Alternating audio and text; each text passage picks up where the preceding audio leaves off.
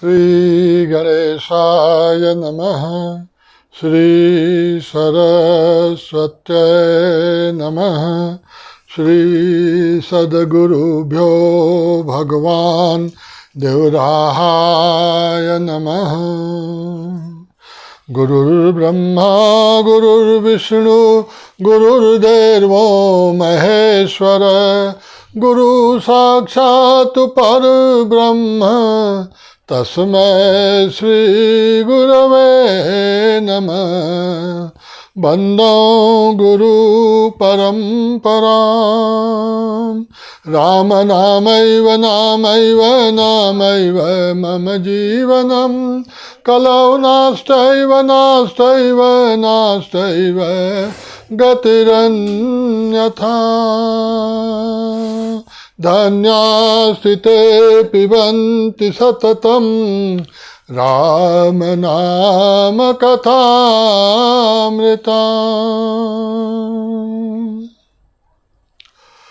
मंगलकरनि कलिमलहरनि तुलसी कथा रघुनाथ की। श्री राम जय जय जय राम। जय सिया राम जय जय Siya Ram. Today I'm joined by my granddaughter. This is called Kiana. So Jai Shri Ram. Jai Shri Ram. And this is Veda. So Jai Shri Ram. Jai Shri Ram. Har Har Ram कथा हमारे लिए क्या करती है, आइए इसके विषय में हम थोड़ा देखते हैं। राम कथा क्यों सुनना चाहिए, भगवान राम का अर्चन क्यों करना चाहिए, ये हमारे लिए बहुत ही आवश्यक है। इसका कारण क्या है, तो इसके विषय में शास्त्र बताते हैं, रामायण बताती है कि जो ये राम कथा है यह हमको रुपए पैसे प्रॉपर्टी या अन्य कोई जो भौतिक चीज़ें हैं यह हमें कदापि प्रदान नहीं करती, बल्कि जो इनकी तुच्छता है, जो इनके विषय में बात है कि ये हमेशा के लिए नहीं है, दीज आर ऑल टेम्पररी, ये हमें बताती है, सिखाती है। तो राम कथा क्यों सुनना चाहिए, इसके विषय में शास्त्र बताते हैं कि हम अपनी जिंदगी में हमेशा सुख और दुख दोनों से भरे पड़े हैं।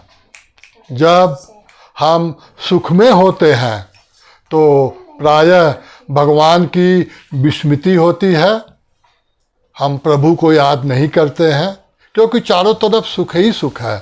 लेकिन जब कभी हमारे ऊपर ऐसा दुख आता है कि हम सोचते हैं कि यह दुखों का पहाड़ आ गया है, उस समय when you think, when you feel that there is nothing in the world which is helping you, there is no one in this world who is with you, you are at odds with everybody, it seems the whole world is against you.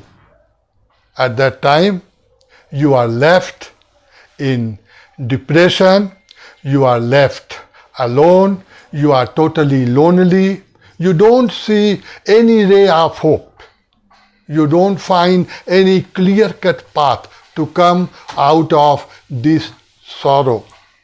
At that time, this Ram Katha helps you. This Ram Katha helps you to remain in balance, maintain calmness, to remain in peace. And the most important thing is to face it. If you try to run away from it, the more you run, the more it will chase you. So this is how Ram Katha helps you to remain in your original state of bliss, of Anand. And after some time you get a ray of hope and the path appears and you come back to normal. इसलिए इन सभी कारणों से हमें सदैव राम कथा सुननी चाहिए, राम कथा का साक्षात्कार करना चाहिए और भगवान राम की धुन में सदैव मगन रहना चाहिए।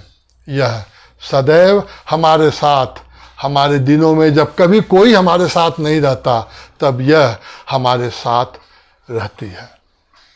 आइए अब आपको हम राम कथा, रामचरितमानस, किष्किंधा कांड में प्रवेश कराते हैं, जहाँ हमारे बाबा गोस्वामी तुलसीदास जी की लेखनी लिखती है। बाबा जी कहते हैं कि सभी बानर, भालू, रीछ संपाति को समुद्र के किनारे ले जाते हैं, जहाँ संपाति समुद्र का जल लेकर के अपने भाई जटायु की जो अंतिम क्रिया है, जो तर्पण है, हमारे यहाँ किसी के जाने के बाद जो तर्पण की विधि है वह तर्पण करते हैं और उसके बाद बानर, भालू, रीछ को अपनी कथा सुनाते हैं कि हमारी यह दशा कैसे हुई, क्यों हुई।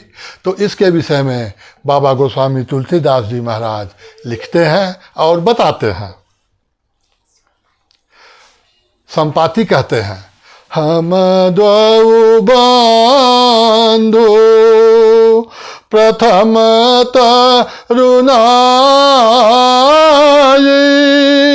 गगन गए रवि निकट उड़ाई। श्री राम जय राम, जय जय राम, जय श्री राम, जय जय श्री राम।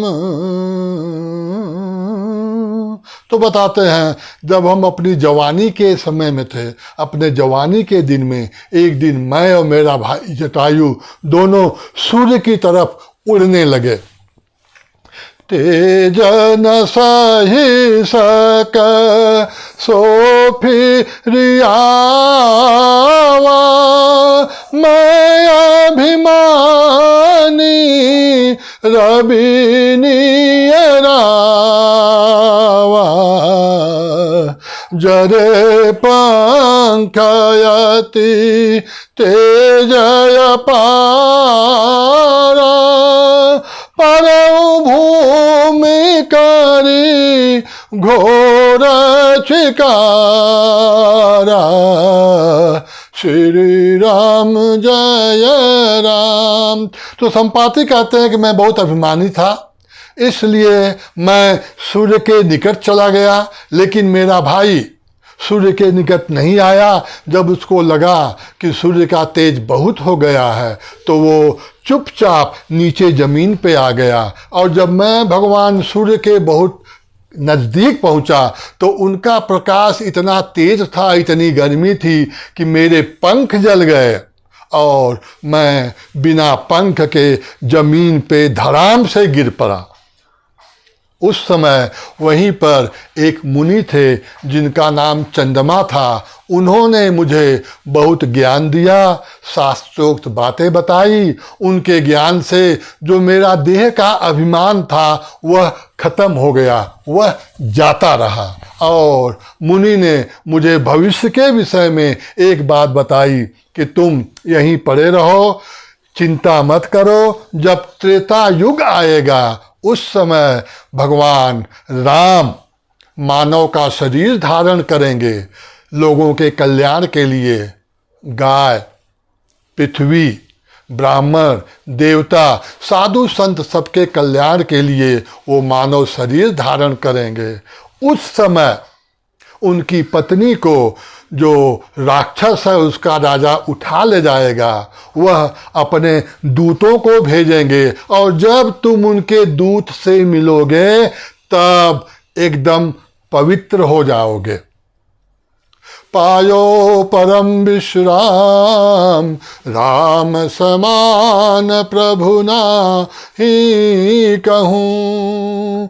सर्वे भवन्तु सुखिनः सर्वे सन्तु निरामया सर्वे भद्राणि पश्यन्तु मा कश्चित् दुःख भाग् भवेत्। हर हर महादेव। जय सिया राम। ओम शांति शांति शांति। जय सिया राम।